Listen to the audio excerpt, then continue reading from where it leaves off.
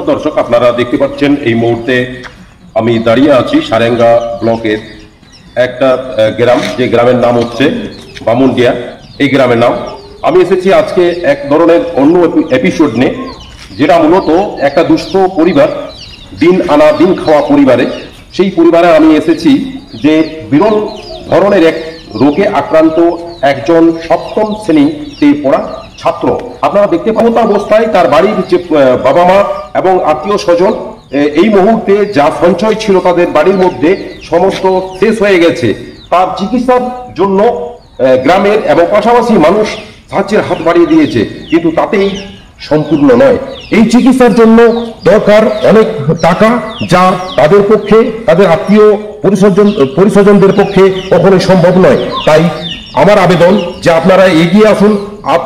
আপনি যদি আমরা এগিয়ে আসতে পারি, এই বাচ্চা যে ছেলেটা দেখতে পাচ্ছেন এই মুহূর্তে, এই বাচ্চা ছেলেটি সম্পূর্ণরূপে সুস্থ হবে এবং সমাজের মধ্যে তার জীবন ধারণ স্বাভাবিকভাবে করতে যেতে পারে, তার জন্য প্রত্যেকের কাছে আমার কাতর আর্জি রইল। আপনারা এগিয়ে আসুন, আমরা এইভাবে পরস্পরের হাত ধরে একটা সুন্দর সমাজের লক্ষ্যে এগিয়ে যাওয়ার চেষ্টা করি। আসুন, কারণ এই যেভাবে আপনারা পারবেন, সেটা অর্থ দিয়ে হোক কিংবা এই ভিডিওটিকে এমনভাবে ছড়িয়ে দিন এমন কিছু মানুষের কাছে যারা কিন্তু এই ধরনের কাজে প্রচুর সাহায্য করে থাকে। তাই বিশেষভাবে আমি অনুরোধ করছি আপনাদের কাছে, আপনারা এগিয়ে আসুন। অর্থ দিয়ে না পারলেও আপনারা ভিডিওটাকে সর্বত্র ছড়িয়ে দিন সমাজের কোনায় কোনায়, যাতে সমস্ত কিছু তথ্য তুলে ধরবো। প্রত্যেকটা তথ্যই আপনারা দেখে নেবেন এবং আপনাদের যে সাহায্য করার জন্য যদি অর্থ দেওয়ার মতো যে কিউআর কোড, সেই কিউআর কোডে আপনারা সাহায্য করতে পারেন।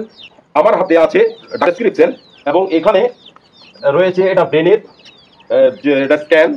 এই ব্রেন যে হচ্ছে রোগীর বাবা মা, এনারাও কাতর প্রার্থনা করছেন যে যাতে করে আমার শিশু আবার সুস্থ এবং স্বাভাবিক জীবনে ফিরে আসে। আর এই আর্ত আপনি জানাচ্ছেন, আপনি কিছু বলবেন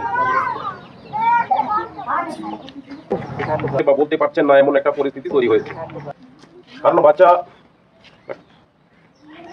কিভাবে তার প্রাথমিক যে চিকিৎসা, একটা অপারেশনের ক্ষেত্রে তার প্রাথমিক যে চিকিৎসা সেটা শুরু হয়েছে, এখনো পর্যন্ত যে মূল যে চিকিৎসা সেটা কিন্তু এখনো শুরু হয়নি। তাই আপনাদেরকে একটু দেখাবো যে দেখুন কিভাবে মাথার মধ্যে জল জমা ছিল এবং সেই জল জমাকে বের করানোর জন্য এখান থেকে একটা অপারেশন করে সরাসরি এখান দিয়ে বের করানোর একটা ব্যবস্থা ডাক্তারবাবুরা করেছেন।